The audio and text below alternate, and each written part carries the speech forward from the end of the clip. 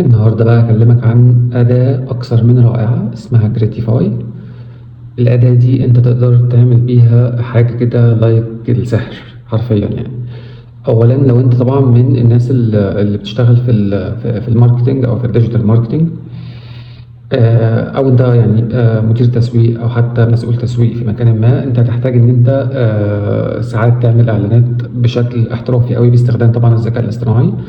فكريتيفاي هيساعدك جدا جدا جدا ان انت لو حتى عاوز تعمل الفيديو ده بافاتار، لو انت عاوز تعمل فيديو عادي اعلاني عادي، لو انت عاوز تعمل اعلان عن منتج معين او تعمل فيديوهات عن منتج معين، او عايز تعمل شورتس عاديه جدا بس باستخدام الذكاء الاصطناعي.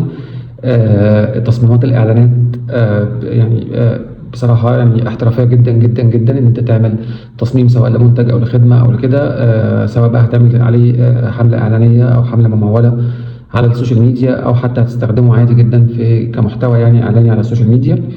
في حاجات كتير قوي طبعا، وفي فيديو اديتنج عادي جدا، وبرضه باستخدام ادوات كتيرة خاصة بالذكاء الاصطناعي. بتقدر كمان بالاي اي تعمل افاتار خاص بيك، تعمل بقى افاتار بقى بشكل اعلاني او بشكل معين عشان تعلن عن حاجه معينه او كده. فهو الاداه بصراحه اكثر من رائعه. انا استخدمتها في كام اعلان كده في بوست، وكام اعلان كمان عن منتج يعني برودكت فيديو.